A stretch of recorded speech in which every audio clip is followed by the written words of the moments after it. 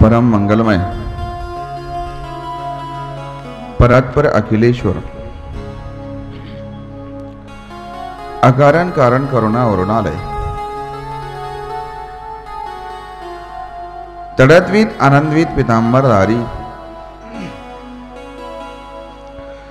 भक्तवांचा कल्पतरू नंद नंदन यशोदानंद सच्चिदानंद परम परमेश्वर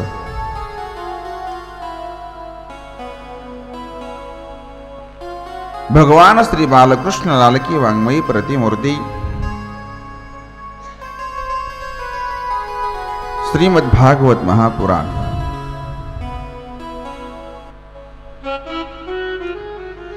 आज आपण या ठिकाणी या ज्ञान यज्ञाची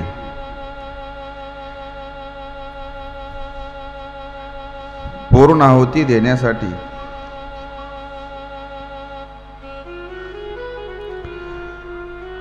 तुम्ही आम्ही सर्वजण या ठिकाणी जमलेले आहोत।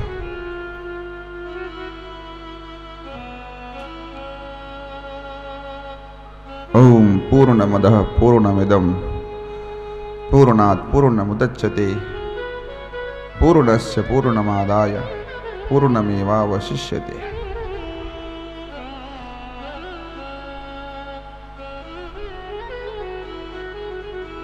ज्ञान यज्ञाची आज पूर्णाहुतीचा दिवस आहे। गेली 7 दिवस झाले तुम्ही आम्ही सर्वजण या ज्ञान गंगेमध्ये नाहत असताना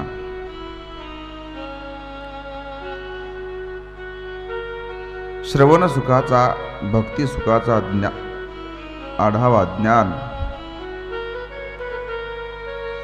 आपण सर्वांनी या ठिकाणी ओतप्रोत स्वरूपात घेतलेला आहे।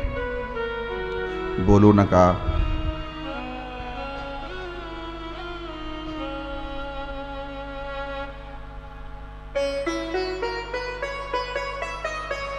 प्रेम से बोलो और जोर से।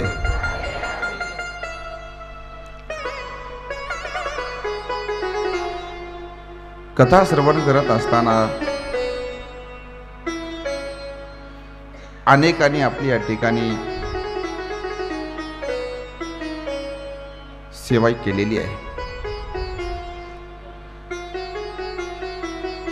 कोणी झाडून काढण्याची केली असेल, कोणी जीव वाढण्याची केली असेल,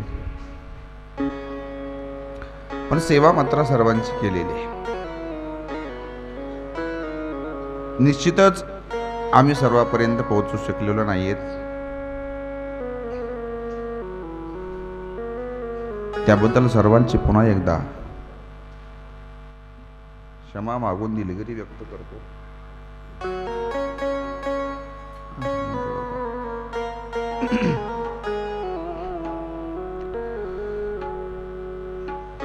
त्यात आमच्या कलाकारांनीही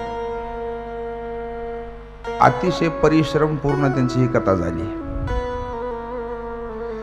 सुरुवातच तशी झाली मला, आणि इथं आल्यावर 2 दिवस मुक्कामी, इथं 2 दिवस तिथं, 2 दिवस तिथं। आज तर म्हणले महाराज तुम्हाला सोडूनच जातो आज। मी म्हणलं व्हायच्या आधी जाऊ नका, झाल्यावर जा। सर्वच अगदी घरच्यासारखं एका आईच्या लेकरं असल्यासारखं सर्वांनी या कार्यक्रमाला झटून झोंबून प्रतिसाद देऊन कार्यक्रमाची पूर्णाहुती आता जवळ आणलेली आहे।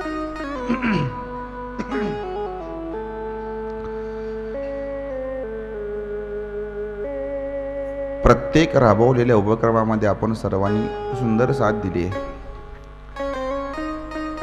आणखी आजचा आणि उद्याचा दिवस अशी सुंदर साथ आपल्याकडून अपेक्षित आहे। सर्वांनी अगदी तन्मयतेने जीव वाढण्याचं काम केलं असेल, कोणी पात्र उचलण्याचं काम केलं असेल, कोणी झाडून काढण्याचं काम केलं असेल। सर्वांना द्यावे तेवढे धन्यवाद थोडे। विशेष करून आमच्या महिला मंडळींनी एकही दिवस पुरुषाकडून सेवा करून घेतली नाही। त्याबद्दल तुमचे डबल धन्यवाद. तुम्ही एकदा तुमच्यासाठी जोरदार टाळ्या वाजवा. लई हुशार आहेत. आमच्यासाठी वाजवा म्हणजे असं तो हळू वाजले असते.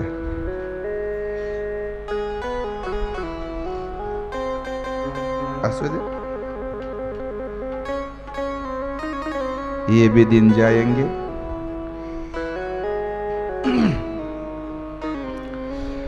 ज्यांच्या प्रत्यर्थ आपण हा ज्ञानयज्ञाचा सोहळा थाटवलेला आहे त्यांना निश्चितच आनंद होत असणार आहे.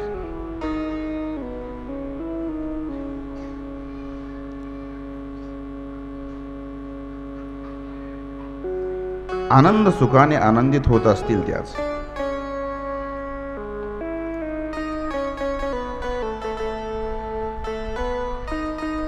चला, गेलेलं कोणी येणार तर नाही निश्चितच,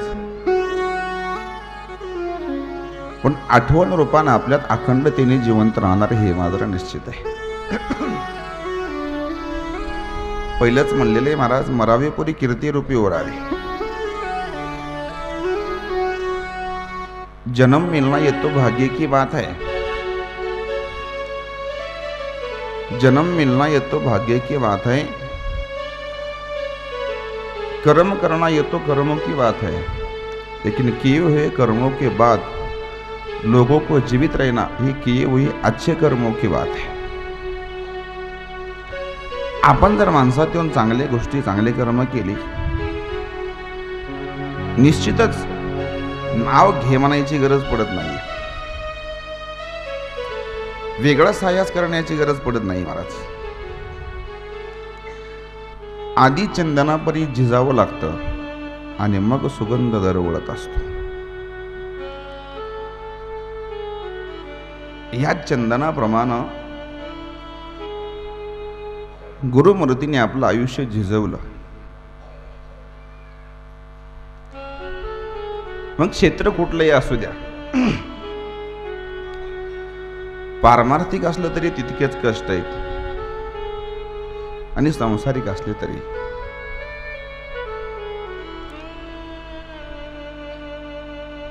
म्हणून कुठं आज त्यांच्या निमित्तानं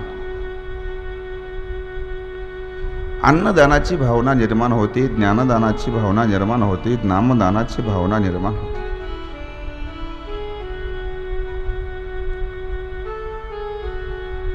जिद्द पराकाष्ठा मोठी होती. आयुष्यात कुठलं काही करायचं असं ठरलं, महाग पाय कधीच घेतला नाही.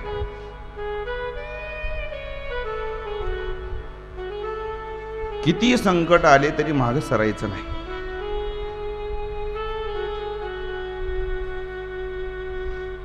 ही त्यांचीच शिकवण होती. गेली 2 वर्ष झालं कार्यक्रमाचा प्रयत्न होतोय.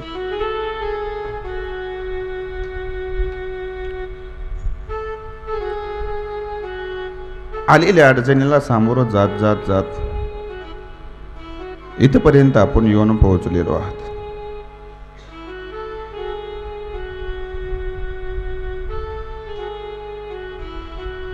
आज कथेची पूर्ण आहुती आहे.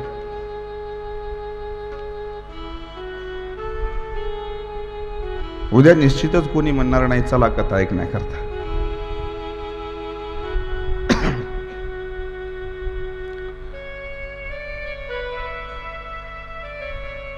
कालपर्यंत आपण कथा भगवंताच्या विवाहापर्यंतची पाहिली होती. काल भगवंताचा एक विवाह आपण अतिशय थाटामाटामध्ये साजरा केलाय.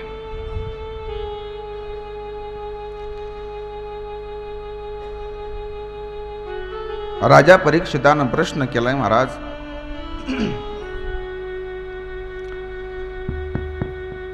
भगवंताचं सर्व चरित्र आपण सांगितलं,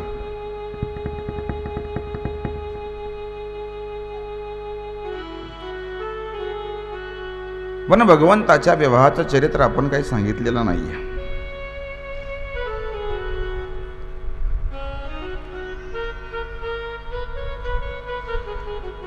भगवंताच्या जन्माचं पाहिलं, खोड्या पाहिल्या, भक्तावरचं प्रेम पाहिलं, ज्ञान वैराग्य ऐश्वर्य पाहिलं. भगवंताचं औदार्यही आपण पाहिलं. पण भगवंताच्या परिकराची कथा मात्र तुम्ही आम्हाला सांगितली नाही. भगवंताचा किती परिकर होता, कसा होता, काय होता. शुकाचार्य महाराज विवाहाची कथा सांगत असताना प्रथम रुक्मिणीच्या लक्ष्मी मातेच्या विवाहाची कथा सांगतायत.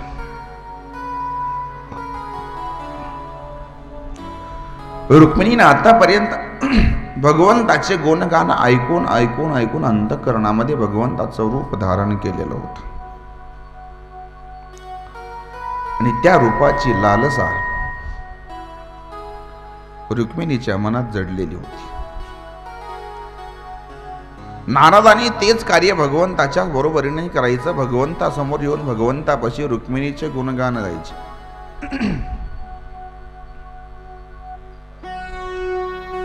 भगवंताच्या मनामध्ये रुक्मिणीबद्दलचा भाव जागृत झालेला होता. दोन जीव प्रतिस्पर्धी एकमेकांना भेटण्यासाठी आतुरतेने वाट पाहत होते. या भेटण्याचा दुवा म्हणून सुदैव ब्राह्मणाने आपलं कार्य परिपूर्णतमतेने पार केलं.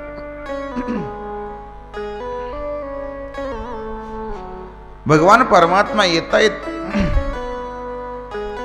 रुक्मिणीचं हरण करत आहेत. भीष्मक राजा रुक्मिणीचा भगवंतासोबत थाटामाटामध्ये विवाह सोहळा लावून देतोय.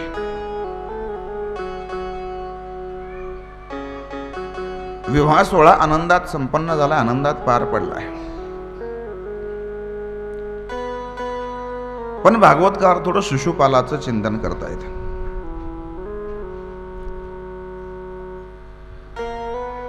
शिशुपालासोबत लक्ष्मीचा रुक्मिणी मातेचा विवाह ठरलेला होता, तरी मात्र तो झाला नाही. नियतीच्या सर्व गोष्टी आपल्या हातात नसतात. एवढंच भगवंतानी त्याच्या हातात ठेवले म्हणून तर लोक भगवंताला मानतात. नाहीतर देवाला कोणी विचारलंही नसतं महाराज. आपण कितीही प्रयत्न करा,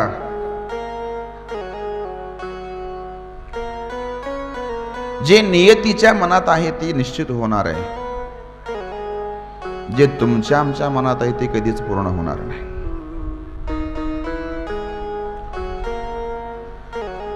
तुम्ही आम्ही स्वप्न बघण्याचं काम करू शकता,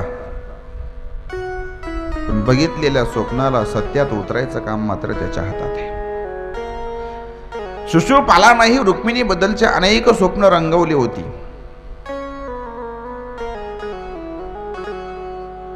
पण एक लक्षात ठेवा, लक्ष्मी कधीही नारायणाचीच असते. लक्ष्मी दुसऱ्याची कधीच होऊ शकत नाही. लक्ष्मीच्या संबंधानं चिंतन करू गेलो, गरुड पुराणामध्ये लक्ष्मीचं चिंतन आहे.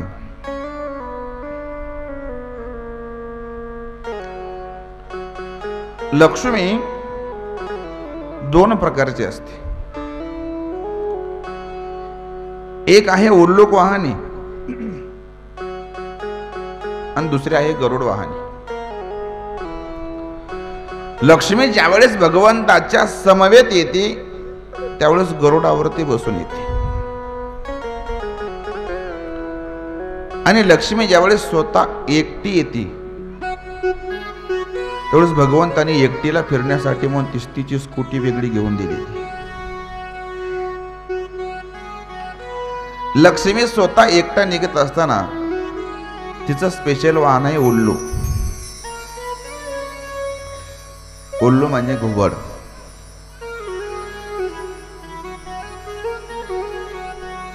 ज्यावेळेस आपण लक्ष्मीची पूजा करतो, लक्ष्मी पूजन करतो, लक्ष्मी पूजन केल्यानंतर लक्ष्मीला एकट्याला बोलावल्यानंतर लक्ष्मी आपल्याकडे एकटीच येते. मग तिचं वाहन आहे महाराज घुबड. आणि घुबडाला कधी दिसतो? घुबडाला कधी दिसत?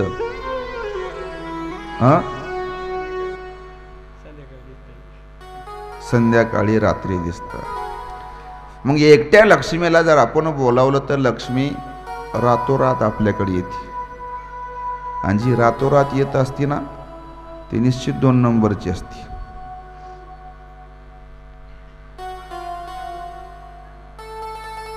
जे शुद्ध सात्विक असते ती दिवसा सूर्योदयाच्या नंतर भगवंता समवेत येते.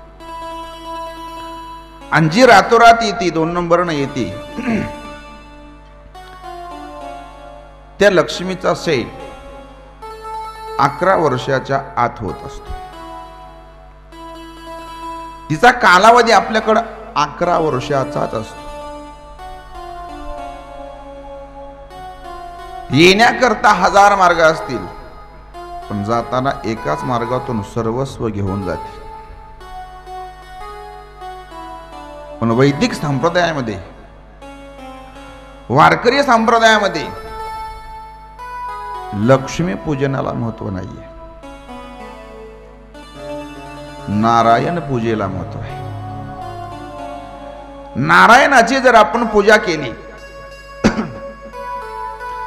लक्ष्मीला ये म्हणून सांगायची गरज नाही. आणि लक्ष्मीची जर पूजा केली, लक्ष्मी येते नाही असं नाही, पण एकटीच येते.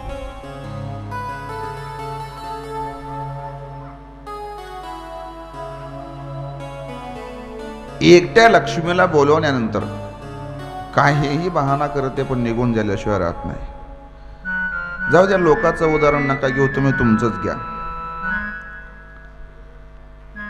काहीतरी आपल्या पाहुण्याच्यात, आपल्या भावाच्यात, जवळच्या नात्यात सांगितलं म्हणजे बरं असतं.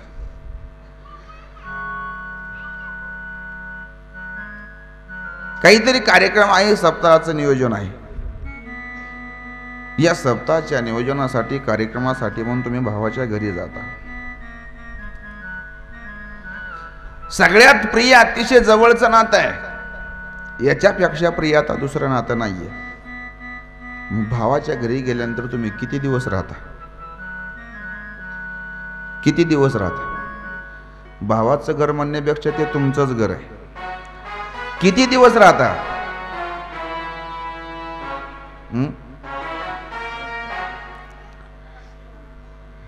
सप्ताह होस तर.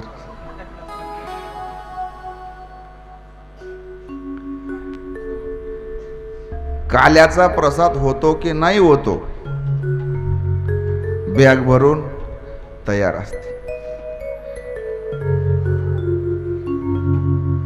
निमित्त अनेक आहेत. मालकाची ड्युटी, त्यांचा डबा करून द्यायचा आहे, पोरांना शाळेत जावं लागतंय, सोयाबीन फवारायला आली, अनेक अनेक अनेक अनंत भानगडी आहेत. पण त्याच ठिकाणी तुम्ही एकट्या येण्याऐवजी तुमच्या मालका समवेत आलात. तुम्हाला आता जाण्याची चिंता आहे का? आहे का? इंजिन निघाले की डबा मागे निघाला.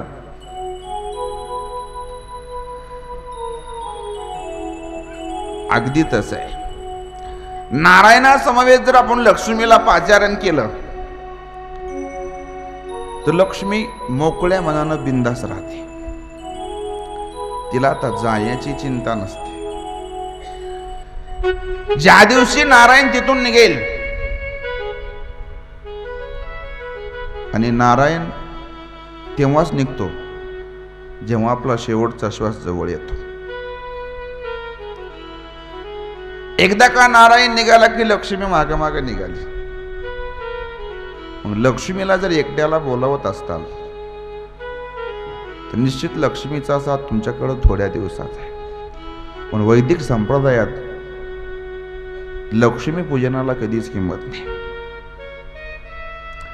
समुद्र मंथनातून लक्ष्मी निघाली.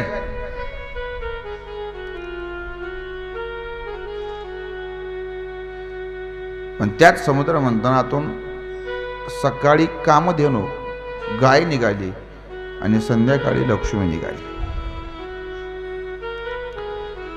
एकाच दिवशी दोघीचा जन्म आहे. वैदिक संप्रदायानं, वारकरी संप्रदायानं गायीची पूजा मांडली, पण लक्ष्मीची पूजा कधीच वारकरी संप्रदायानं, गायीनं, वैदिक संप्रदायानं केलेली नाही. पूजा करायची तर नारायणासहित लक्ष्मीची, एकट्या लक्ष्मीची कधीच पूजा करायची नाही. म्हणून आपण सर्वांनी लक्ष्मी पूजन करत असताना एकट्या लक्ष्मीचा फोटो घ्यायचा नाही. बलिप्रतिपदेच्या दिवशी, चैत्र शुद्ध प्रतिपदेच्या दिवशी, विजयादशमीच्या दिवशी, ज्या ज्या वेळेस आपण लक्ष्मीची पूजा करतो, एकट्या लक्ष्मीची कधीच करायची नाही. जर आपल्याला शेवटच्या श्वासापर्यंत आपली लक्ष्मी हवी राहावी असं वाटत असेल तर नारायणासहित लक्ष्मीची पूजा करा. आपल्या जीवनात कसलंही कमी पडणार नाही. म्हणूनच महाराजांनी आज सुरुवातीला भजनही घेतलंय. महाराज, लक्ष्मी शारंग धर, लक्ष्मीला जोडून शारंग धर आहे. एकटी लक्ष्मी कामाच नाही. बर, नारायण तरी किती दिवस लक्ष्मीला सोडेल? भले तुम्ही भावाच्या घरी गेलात, किती दिवस नारायण सोडणार आहे? झाला की आता सप्ताह निघावून आपल्या आपल्या घरला, कवर राहायचं इथंच. पण नारायणाला तिथं बोलावलं, नारायणालाच ठेवून घेतलं, तुम्हाला टेन्शन काहीच नाही महाराज. लक्ष्मी शेवटी नारायणाचीच होणार आहे, दुसऱ्याची होऊ शकत नाहीये. शिशुपाला ठिकाणी कितीही उड्या मारल्या, कितीही प्रयत्न केला, लक्ष्मी शिशुपालाची कधीच होऊ शकत नाही. लक्ष्मीचे स्वरूप अनंत असतील, नारायणाचे स्वरूप अनंत असतील. यज्ञ नारायण आहे, दरिद्र नारायण आहे, अनेक नारायणाचे स्वरूप आहेत. त्या नारायणाच्या ठिकाणी आपण आपल्या घरची लक्ष्मी जर दिली, भगवान परमात्माही संतुष्ट होतो आणि आपल्याही लक्ष्मीमध्ये वाढ होण्यास मदत मिळते. शास्त्र सांगतं, आपण कमवलेल्या धनाचे 4 भाग करायचे. भागवत खुद्द सांगताय, आपण कमवलेल्या धनाचे 4 भाग करायचे. एक आपल्या उदरनिर्वाहासाठी, एक आपल्या पुढील उत्पन्नासाठी, एक आपल्या आरोग्यासाठी किंवा नातेवाईकासाठी, आणि एक भाग भगवंतासाठी असतो. आपण कमवलेली लक्ष्मी 4था हिस्सा नेहमी तुम्ही मागे ठेवा. एक हिस्सा पुन्हा उत्पन्नामध्ये वापरा. एका हिस्स्यातच आपलं पोट भागलं पाहिजे असं आपलं वर्तन असावं. आणि एक हिस्सा मात्र अखंड भगवंताच्या चरणात समर्पण झाला पाहिजे. भगवंताच्या प्रत्येक ज्ञानदान, नामदान, अन्नदान घडलंच पाहिजे. तर आपल्या ठिकाणी सगळ्या गोष्टीची बरकता येते. नाहीतर निमित्त मात्र थोडं असतं महाराज. निमित्त मात्र भवसव्य साची. चालता चालता एखादा दगड, एखादी काडी आपल्या पायाला घुसते,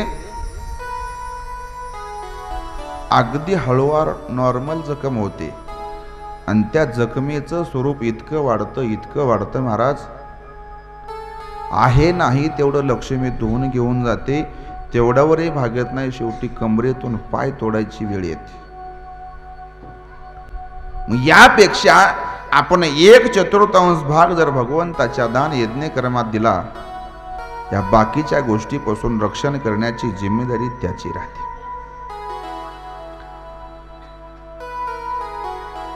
आज भीष्मक राजाच्या घरातली लक्ष्मी वाढू लागली होती, पण भीष्मक राजाचं भगवंताकडे लक्ष नव्हतं, लक्ष्मीचं दान घडत नव्हतं. म्हणून भगवान परमात्मा अपहरण करण्याचं निमित्त करून येतात आणि सर्वस्व लक्ष्मी घेऊन जात आहेत.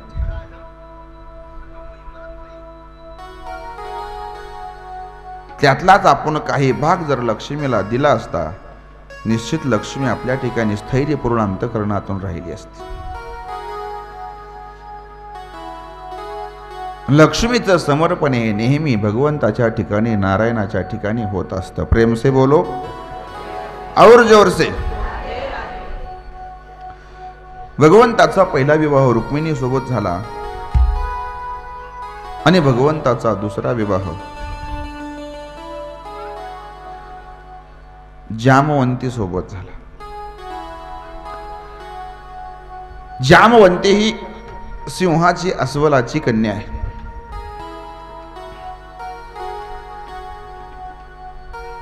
भगवंताने जामवंती सोबत कसा विवाह केला याला एक चरित्र आहे. आता भगवंताच्या राजा शेजारी एक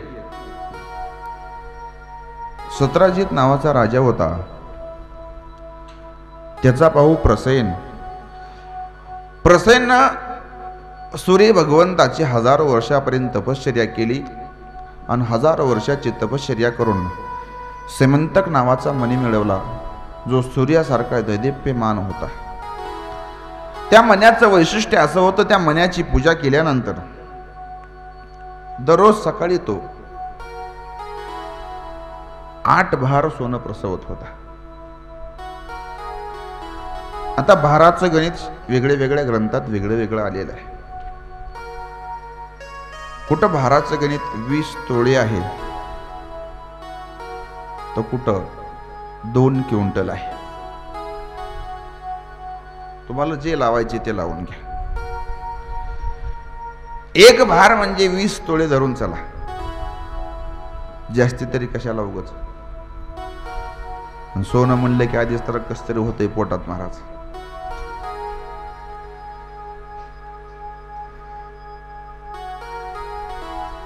आणि त्यातली त्यात आमच्या महिला मंडळाला ते विचारूच नका. वर्षाला एक अलंकार नवीन दिला तरी तोंड फुगलेलंच राहत.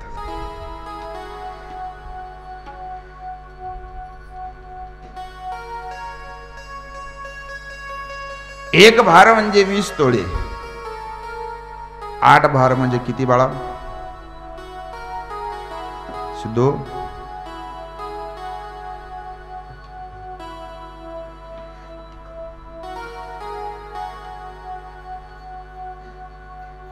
20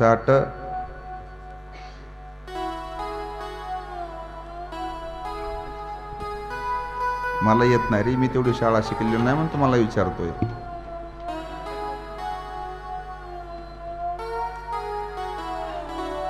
इतके तोळ सोनं दररोज तो मणी प्रसवत होता.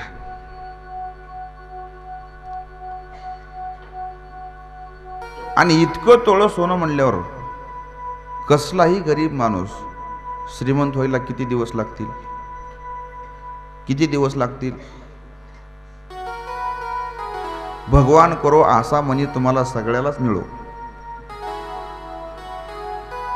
सगळे श्रीमंत हो.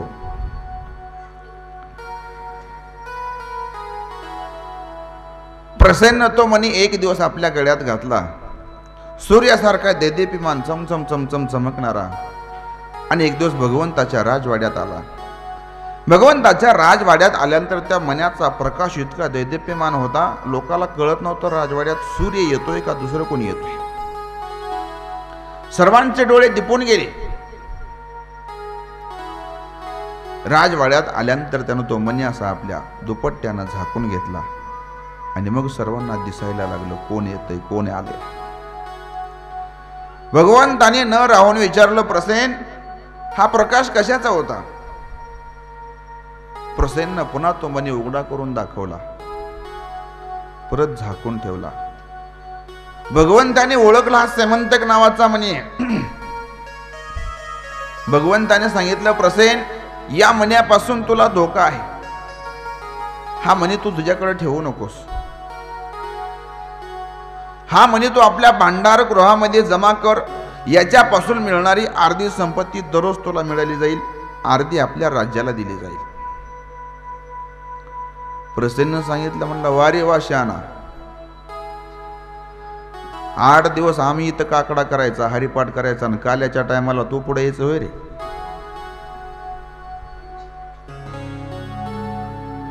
हजारो वर्षापर्यंत तपश्चर्या मी करायची आणि अर्ध्याचा हिस्सेदार तू विनाकारण व्हायचा.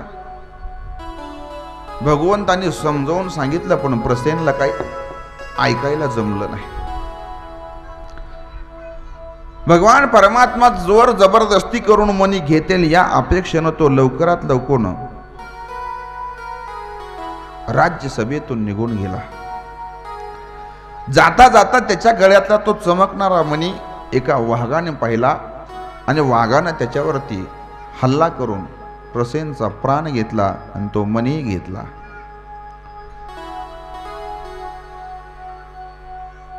इकडं वार्ता पसरली, प्रसेन भगवंताला भेटण्याकरता गेला होता, परत आला नाही. काय कारण असेल?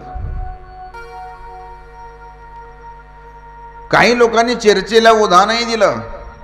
भगवंताने भर सभेमध्ये तो मणी मागितला होता, पण प्रसेननं दिला नाही. न जाणो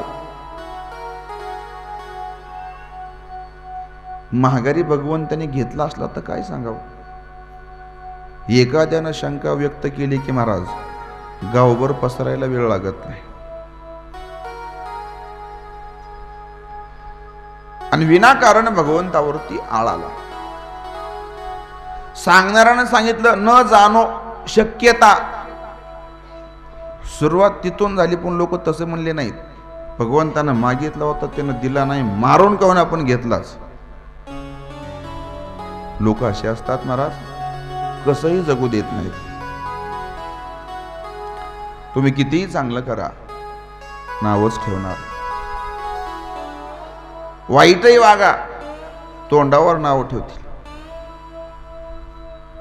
पण एक लक्षात ठेवा, ज्याला नेहमी पुढं जायचंय ना, त्यानं महाग भुकणाऱ्याकडे कधी लक्ष द्यायचं नाही. आपल्या खिशात बिस्किट ठेवायची, ती भुकायले की एक टाकायचं आणि पुढं चलत राहायचं. प्रेम से बोलो और जोर से. गोड बोलण्याचं बिस्किट ठेवायचं, बाकी काही करायची गरज नाही. कसाही येऊ द्या, कसाही.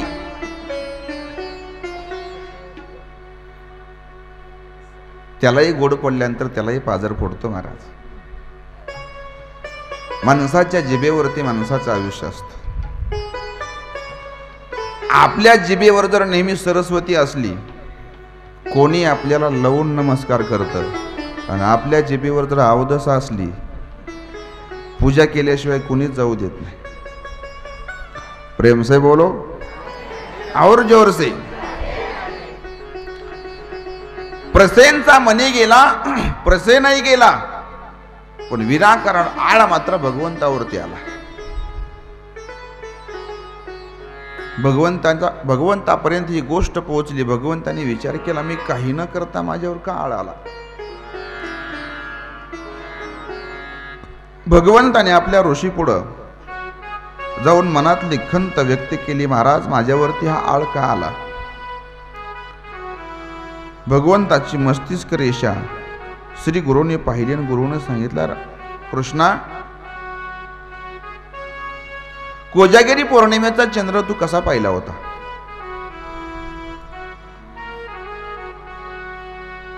सहज वरी तोंड करून पाहिला होता. मग श्री गुरु सांगतायत, कोजागिरी पौर्णिमेचा चंद्र कधी वरी तोंड करून पाहायचा नाही, तो नेहमी खाली तोंड करून पाहायचा. कोजागिरी पौर्णिमेचा चंद्र जर आपण दुधात न पाहता असा प्रत्यक्ष पाहिला तर आपल्यावर विनाकारण आळ येत असतो. आणि हेच कृत्य भगवंताच्या प्राप्तीत झालं. म्हणून भगवंतावरती हा आळ आला होता. श्री गुरु आता याच्यातून मार्ग काय काढू? श्री गुरुनी सांगितलं, तू प्रसेनचा शोध लाव आणि मग तुझा हा कलंक निघाला जाईल. प्रसेनला शोधण्यासाठी म्हणून भगवान परमात्मा एक सैन्याची विशिष्ट तुकडी आपल्या सोबत घेत आहेत आणि प्रसेन ज्या दिशेने गेला त्या दिशेने शोधण्याचा प्रयत्न करत आहेत. बरंचसं अंतर कापून गेल्यानंतर एका ठिकाणी प्रसेनचा घोडा आढळला. तिथून काही अंतरावर प्रसेनला ओढत नेलेल्याची खून दिसली. काही अंतरावर गेल्यानंतर प्रसेनचा देह सापडला. पण प्रसेनच्या देहापाशी वाघाच्या चरणचिन्हाचे, वाघाच्या नखाचे, पाऊल खुणाचे दृश्य शेजारी दिसले. त्या पाऊल खुणाचा मार्गाचा माग घेत घेत घेत गेल्यानंतर पुढं वाघाचंही प्रेत सापडलं. वाघाच्या प्रेतापाशी अस्वलाच्या पावलाच्या खुणा होत्या. त्या खुणाचा माग घेत घेत गेल्यानंतर ती खुण एका गुहेत गेलेली दिसली. गुहेत गेलेले दिसल्यानंतर भगवान परमात्मा आपल्या सैन्याच्या तुकडीला सांगतायत, तुम्ही इथंच थांबा, मी आतमध्ये जाऊन येतो. मला जर वेळ लागला तर तुम्ही 15 दिवस इथं थांबा. 15 दिवसानंतर अर्धी तुकडी निघून जा. तरीही नाही आलो 20 दिवस बाकीच्या लोकांनी थांबा, त्याच्यातले अर्धे परत जा. 20 दिवसही नाही आलो तर सगळे निघून जा. भगवान परमात्मा त्या गुहेत जातात. ती गुफा होती जामवंताची. जामवंताच्या गुफेत गेल्यानंतर जामवंताची मुलगी जामवंती त्या मण्यासोबत खेळत होती, जो मणी प्रसेननं दाखवला होता. तो मणी पाहिला आणि भगवंताच्या अंतःकरणात समाधान प्राप्त झालं. मणी तर मिळालाय, बाकीचं पाहू आता, जे होईल ते होईल.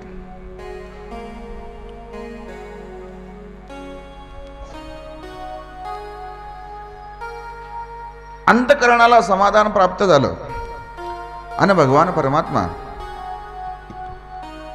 त्या जामवंतीला म्हणतात, बाळा, हे तरुणी, तो मणी मला दे, तो माझा आहे. तिनं ओरडली, आपल्या बाबाला हाक मारली, बाबाला बोलावलं. जामवंत धावत येत आहेत. जामवंत बोलतायत, कोण रे तू झटिंगणा, माझ्या घरात येऊन माझ्या मुलीला माझा मणी मागतोस? भगवंताने सर्व हकीकत सांगितली, पण जामवंत ऐकायला तयार नाही. जामवंताने सांगितलं, तुला जर मणी पाहिजे असेल तर माझ्यासोबत द्वंद्व युद्ध करावं लागेल, आणि द्वंद्व युद्धात जर मी हारलो तर हा मणी तुला मी देईन. भगवंताचं आणि जामवंताचं द्वंद्व युद्ध त्या गुहेमध्ये चालू झालं.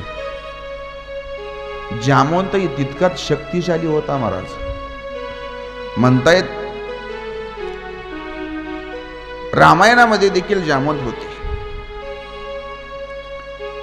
आणि जामवंतांनी त्यावेळेस सर्वांसोबत कुस्ती खेळी, सर्वांना पाठ लावली होती. आणि एक दिवस प्रभू रामचंद्राकडे जात आहेत आणि म्हणतात, प्रभू, हाय का तुमच्यात दम, खेळता का माझ्यासोबत कुस्ती? प्रभू म्हणले, जामवंता, तुझी इच्छा पूर्ण केल्याशिवाय राहणार नाही, पण या अवतारात मी बांधलेला आहे, मर्यादेमध्ये आहे मी, या अवतारात तुझ्यासोबत कुस्ती खेळू शकत नाही. तुझी इच्छा एक दिवस पूर्ण करणार हे निश्चित आहे.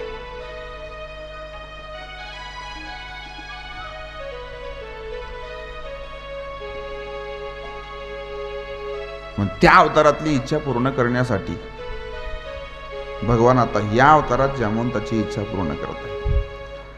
1 दिवस झाले, 2 दिवस झाले, 4 दिवस झाले, 8 दिवस झाले, तरी द्वंद्व युद्ध थांबत नाही. जामवंतही तितकाच शक्तिशाली होता महाराज. तो का तुमच्या आमच्यासारखा अगरबत्ती छाप नव्हता. पाव खाऊ खाऊ आतपाव झालेला. कुठून हा शोध लागली काही कळत नाही महाराज. भाजी भाकरी बंद झाली आणि ह्याचंच फॅशन जास्त वाढलं. प्रेम से बोलो और जोर से.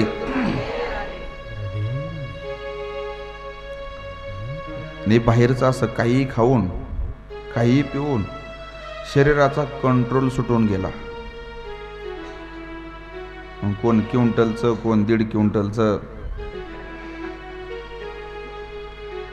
शुद्ध सात्विक भाकरी खाल्ल्यावर कशाला हे होत. जाऊ द्या, तो माझा विषय नाहीये. प्रेम से बोलो और जोर से. जामवंतही तितकाच ताकदीचा होता. जामवंत काही केल्या भगवंताला ऐकत नव्हता. 8 दिवस तर कसंच भगवंताला जमू दिलं नाही.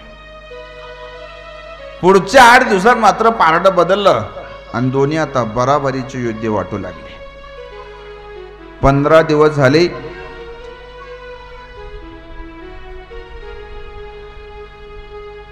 15 दिवसानंतर अर्धी सैन्याची तुकडी निघूनही गेली. तरी जामवंत काही ऐकायला तयार नाही. 16 दिवस झाले. 17व्या दिवशी मात्र भगवंताने विचार केला, आता सैन्य सगळे निघून जायच्या मार्गावर आहे. भगवंताने जामवंताला धरायचे की उचलायचे की आपटायचं, धरपकड आपड, धरपकड आपड, धरपकड आपड चालू केलं.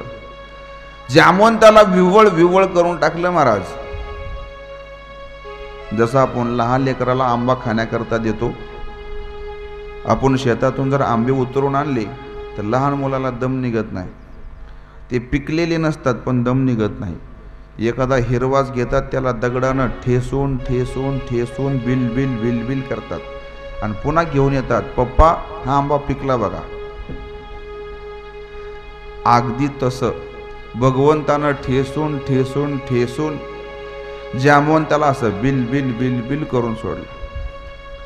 बिल बिल झालेला जामवंत हात जोडून उभा राहिला आणि भगवंताला म्हणतोय, खरं सांगा तुम्ही कोण आहे, खरं सांगा तुम्ही कोण आहेत. या भूतलावरती माझ्या बरोबर द्वंद्व युद्ध करणारा आणखी कोणीच जन्मलेला नाहीये. भगवंताने सांगितलं, ज्याच्या समोर तो इच्छा व्यक्त केली होती ना तोच आहे. जामवंतानं सांगितलं, महाराज खूप दिवस झाले मला प्रभू रामचंद्राचं दर्शन करून, मला एकदा प्रभू रामचंद्राचं दर्शन करायचं. जामवंताला राम अवतारातलं दर्शन दिलं. श्री राम जय जय राम, श्री राम जय जय राम, श्री राम जय जय राम, श्री राम जय राम, श्री राम जय राम जय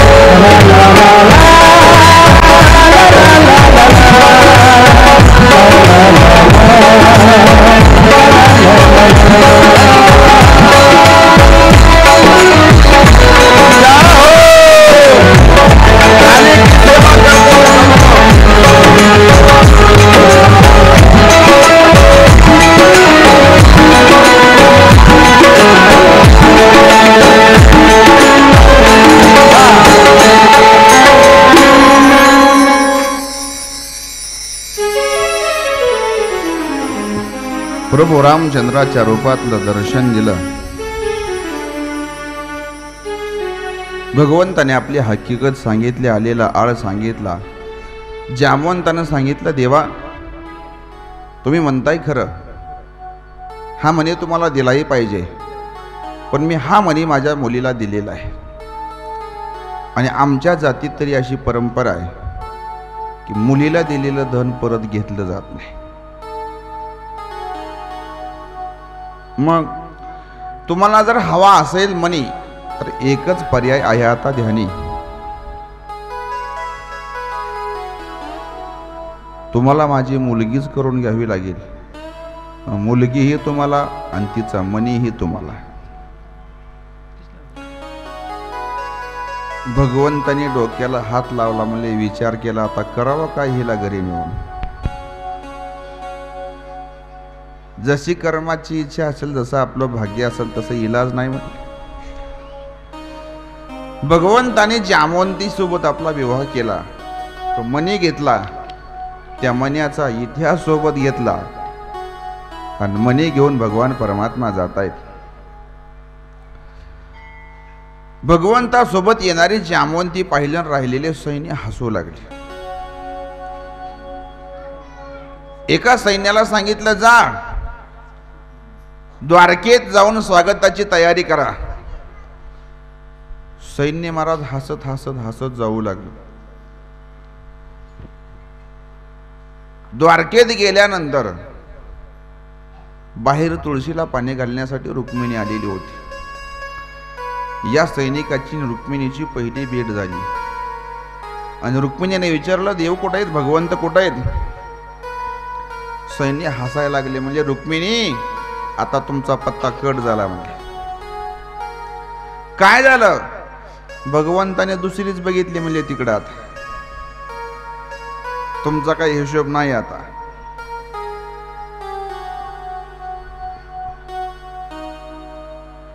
रुक्मिणीला वाटलं, हा विनोद करतोय का मस्करी करतोय. अरे काय झालं, नीट सांगा, खरं सांगा. रुक्मिणी, खरं सांगतोय, आता तुमचा पत्ता कट झालाय. भगवंताने तिकडं दुसरं उरकलंय आणि अशी सुंदर आहे, अशी सुंदर आहे, त्याच्यासारखी जगतात कोणी नाही. रुक्मिणीला वाटलं, माझ्यापेक्षा सुंदर असेल तर देवांचं माझ्याकडे लक्ष राहणार नाही. कुठेतरी पुसट का होईना सवती मत्सर जागा झाला आणि पाणी घालता घालता रुक्मिणीनं मनातल्या मनात शाप दिला, तू कसलीही असो, माझ्यासारखी होऊन जाशील. अस्वलाच्या रूपातली जामवंती रुक्मिणी सारखी झाली, मानवासारखी. रुक्मिणीच्या शापानं सगळ्या गोष्टी सहज आणि सुलभ झाल्या. पण आज रुक्मिणी आणि जामवंती काहीच ओळखायला येत नाहीयेत. भगवंताचा द्वितीय विवाह जामवंती सोबत झाला. प्रेम से बोलो और जोर से.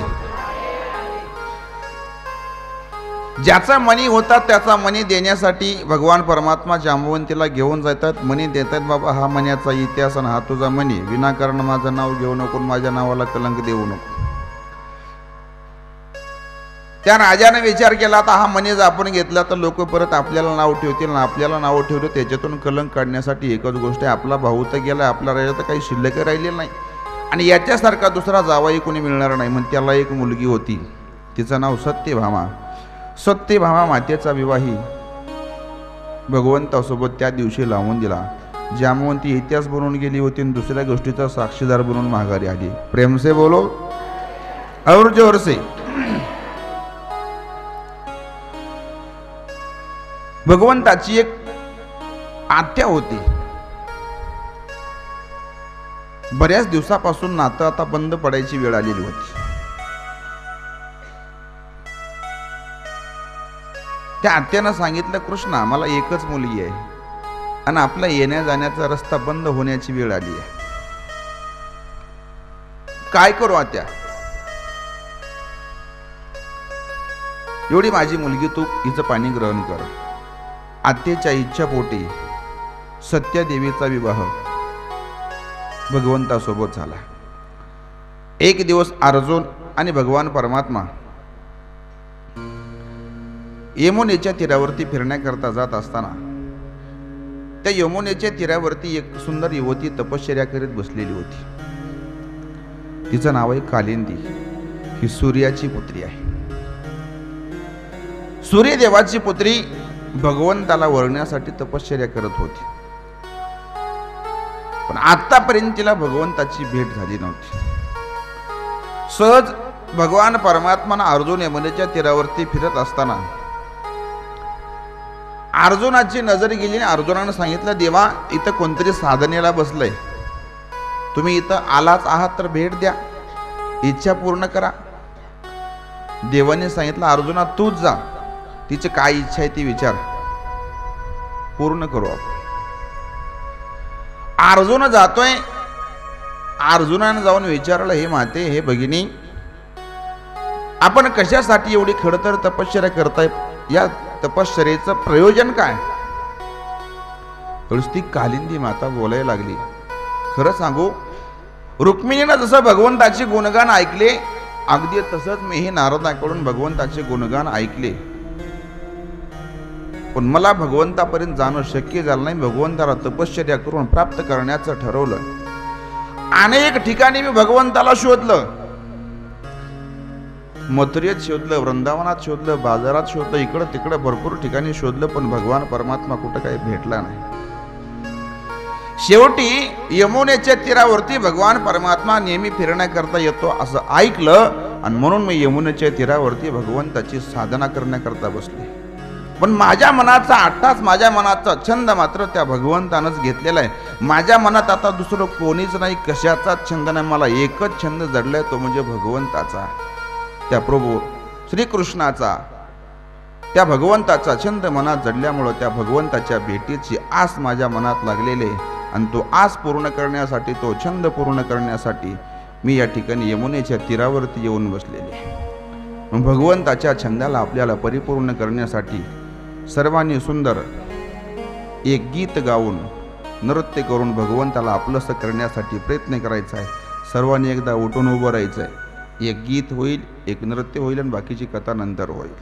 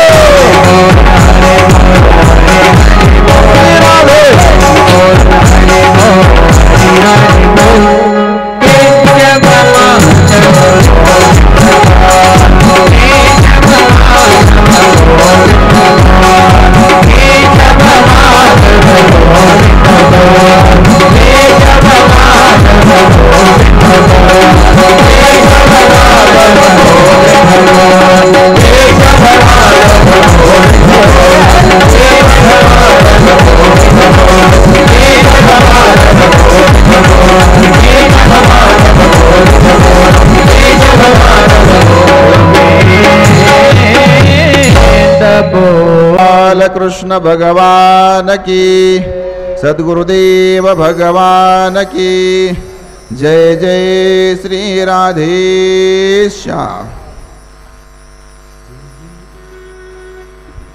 अशा प्रकारे कालिंदी मातेचा विवाह भगवंतासोबत संपन्न झाला।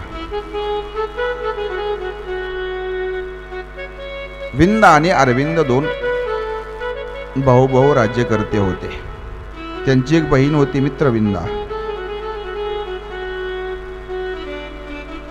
मित्रविंदेचा स्वयंवराचा कार्यक्रम होता। जो कोणी 7 बैलाला एका वेसणीत ओवेल त्याच्यासह त्या मित्रविंदेचा विवाह होणार होता। भगवंतानी 7 रूप धारण करून एकाच वेळी 7 बैलाला एका वेसणीमध्ये ओवलं आणि मित्रविंदेसोबत भगवंताचा विवाह झाला। भद्रा मातेसोबतही भगवंताचा नात्यातूनच विवाह झाला आणि लक्ष्मणा मातेचाही स्वयंवराच्या साह्यानं भगवंतासोबत विवाह झाला। अष्टनायिकाचा भगवंतासोबत आता विवाह सोहळा संपन्न झालेला आहे। एक भौमासुर नावाचा राजा होता। त्या भौमासुरानं अनेक राज्यावरती आक्रमण करायचं आणि त्या राज्यातल्या तरुण मुली पळवून नेऊन बंदी शाळेत ठेवायच्या. राजालाही न्यायचं आणि राज्यातल्या मुलींनाही न्यायचं. त्याचा असा प्रण होता, ज्या दिवशी 21,000 मुली माझ्या बंदी शाळेत होतील त्या दिवशी मी सर्वांसोबत सामूहिक विवाह सोहळा करणार.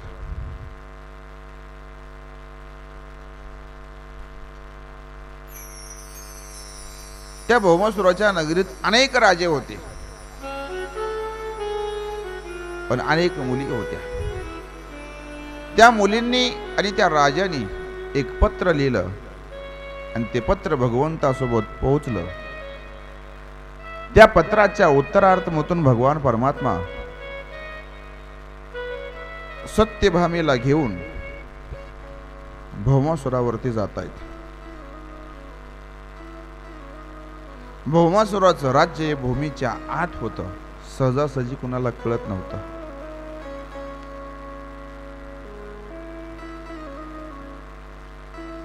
भगवंताला ते सगळं माहिती होतं. महाराज, भगवंतानी त्या राजाच्या दारावरची शिळा जमिनीतून अशी डाव्या हाताने उकडून बाजूला फेकली. सत्यभामेला घेऊन आतमध्ये जातायत. आतमध्ये गेल्यानंतर त्या द्वारावरती मूर नावाचा दैत्य होता. त्या दैत्यासोबत भगवंताचं युद्ध झालं. मूर दैत्याला मारल्यानंतर भगवंताला मुरारी हे नाव प्राप्त झालं. बोलिये गोपाल कृष्ण भगवान की. मूर दैत्याला मारून आता भौमासुराच्या नगरीत प्रवेश करतायत. हा म्हणता बातमी पसरती, भौमासुर युद्धासाठी सामोरे येतोय. भौमासुर दोन हाताने युद्ध करतोय. भगवान परमात्मा एका हाताने रथ चालवतोय, एका हाताने भौमासुरासोबत युद्ध करतायत. सत्यभामेनं सांगितलं, देवा तुम्ही थोडं बाजूला व्हा, मी रथ सांभाळते, तुम्ही युद्ध करा मोकळ्या म्हणाल.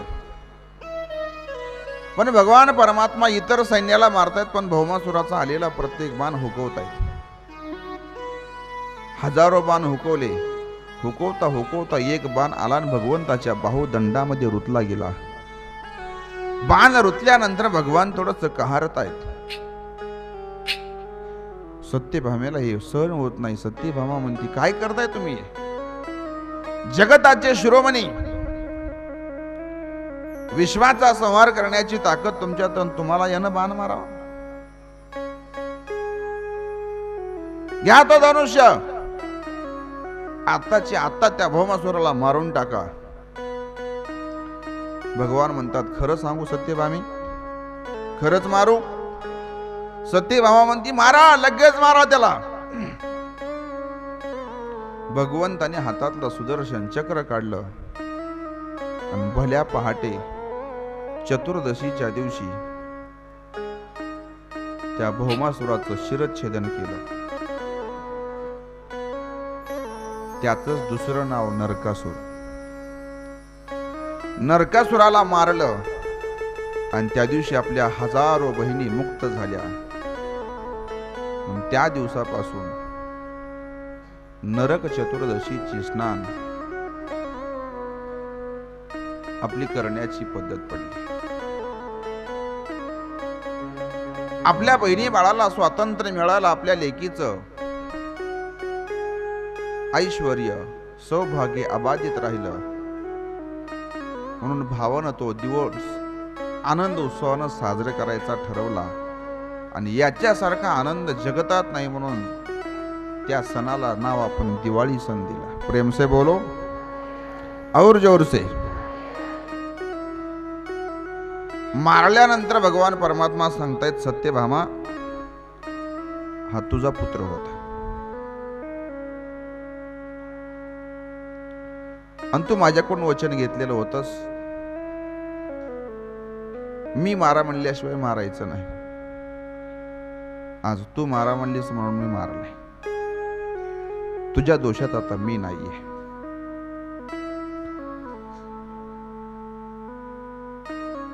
भगवान परमात्मा भौमासुराला मारल्यानंतर संपूर्ण राजाला सोडून देत आहेत. राज्य सर्व आपापल्या राज्यावरती जात आहेत. त्या बंदीशाळेतल्या सर्व 16,100 मुलींनाही सोडतायत. राजे आपल्या आपल्या राज्यामध्ये निघून जात आहेत, पण मुली मात्र तिथंच घोटाळतायत. भगवान परमात्मा जाण्याकरता तयार होत आहेत.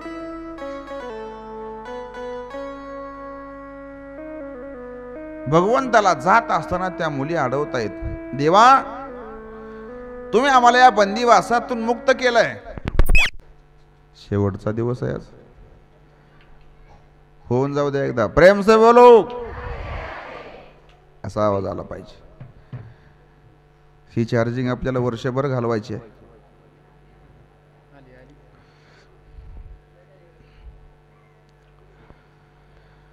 देवा, तुम्ही आमची मुक्ती केली हे खरं आहे, चांगलं आहे.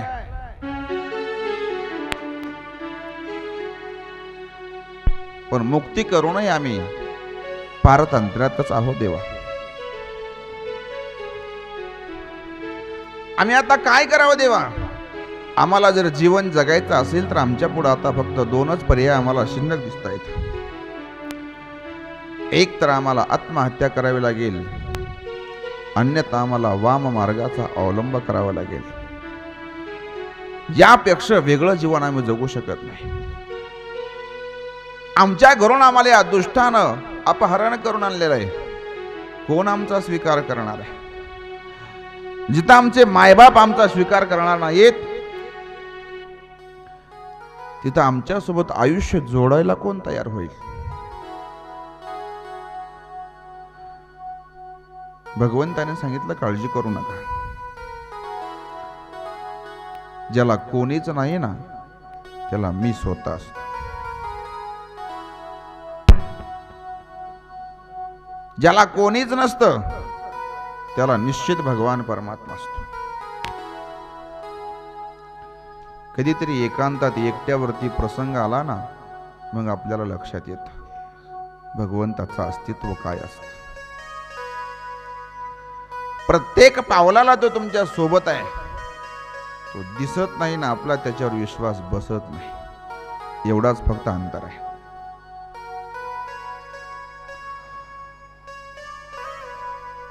भगवंताने सांगितलं, काळजी करू नका.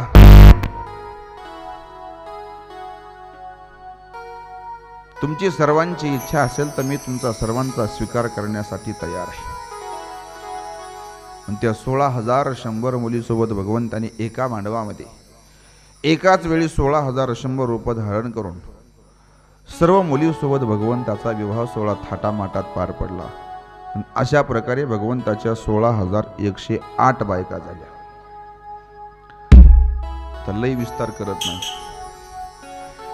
प्रत्येक पत्नीपासून 10 मुलं आणि एक मुलगी झालेली आहे. आता याचं गणित तुम्हीच लावा. झालं लवकर तर मलाही सांगा. इतका मोठा भगवंताचा परिकर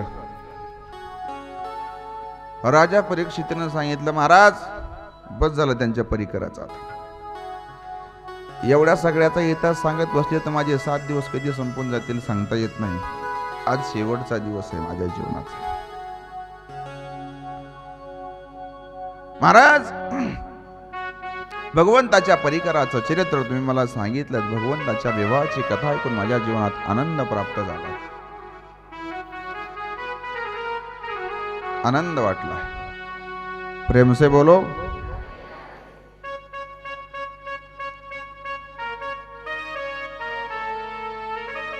आपल्याला 5 वाजेपर्यंत कथा पूर्ण करायची आहे. तत्पश्चात सुदाम चरित्राचा भाग आपला राहिलेला आहे. नवयोगेश्वराचा संवाद राहिलेला आहे. पण आलेल्या पाहुण्याचं स्वागत करायचं माझ्याही गडबडीमध्ये राहून गेलं. आज या ठिकाणी ज्यांचं अन्नदान या ठिकाणी आज होणार आहे, आणि किती सुटसुटीत अन्नदान आहे बघा. आज श्रावण सोमवार, त्याच्यात चतुर्थी, अगोदरच लोकाला श्रावण महिना, पुन्हा सोमवार आणि पुन्हा चतुर्थी. पंगत करणाऱ्याला प्रश्न पडला, महाराज आम्ही नेमकं करावं काय? मी म्हणलं, कुणाचं काही न करा की न करा, मला सोमवारी बी नाही चतुर्थी नाही, माझ्यासाठी भरपूर करा. मग त्यांनी सकाळी उपवासवाल्यासाठी उपवासाचं फराळाचं केलेलं होतं. ज्यांना फराळ नाही त्यांच्यासाठी सुंदर कढी, आमटी, मसाले भात केला होता. त्यांनी सांगितलं आता ज्यांना सोमवार सोडायचा आहे कथा सुटल्यानंतर त्यांना सोमवार सोडण्याची व्यवस्था या ठिकाणी आहे, आणि ज्यांना चतुर्थी आहे कथा सुटल्या सुटल्या कशी सोडावी चंद्रोदय झाल्याशिवाय. म्हणले महाराज आमच्यासाठी एक ऐका. चंद्रोदय म्हणजे 9:15 वाजता आहे, 9:22 काही किती वाजता आहे बघितलाय कोणी? 9:15 काहीतरी चंद्रोदय आहे. आजच्या दिवस तुम्ही कीर्तन लवकर करा, म्हणजे कीर्तन आलेली सर्व मंडळी येथेच संकट चतुर्थी सोडून जातील. आमच्या केलेल्या अन्नदानाचा सदुपयोग होईल. आम्ही मुखात घालण्यासाठी अन्नदान आणलेलं आहे, आम्हाला ते परत न्यायचं नाही. मग त्यांनी 3 टायमात जेवणाची सोय करून ठेवली आणि सुंदर सोय करून ठेवली महाराज. परत एकदा त्यांच्या इच्छेनं आपल्याला बासुंदीचा बेत खाण्याकरता मिळणार. पण कोणीही या लाभाला चुकायचं नाही. सोमवारही इथंच सोडायचा आणि चतुर्थी ही इथंच सोडायची. ज्याने आपल्यासाठी एवढी सोय केली त्या सर्व सहकारी मंडळांचं आपलंही काहीतरी कर्तव्य बनतं म्हणून टाळ्याच्या गजरात जोरदार स्वागत करायचं.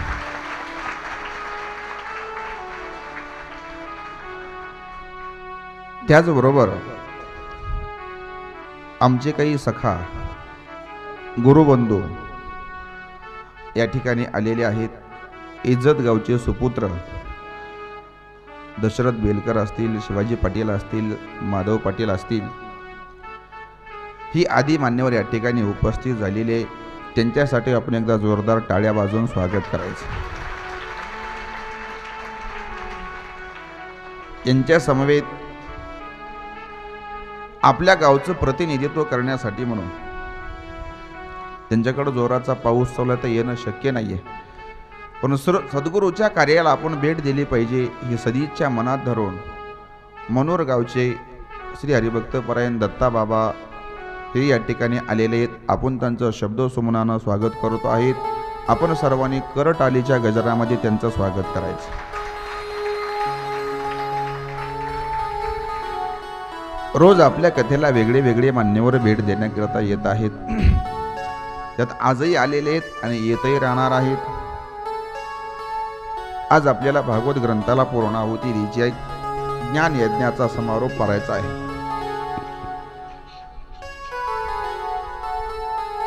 त्याचबरोबर काही परभणी येथील काही सद्भक्त आलेले आहेत. देवळगावचे असतील, गोहेगावचे असतील, हेही सर्व शिष्यमंडळ या ठिकाणी आलेले आहेत. त्यांच्यासाठी आपण एकदा जोरदार टाळ्या वाजवून त्यांचंही स्वागत करायचं.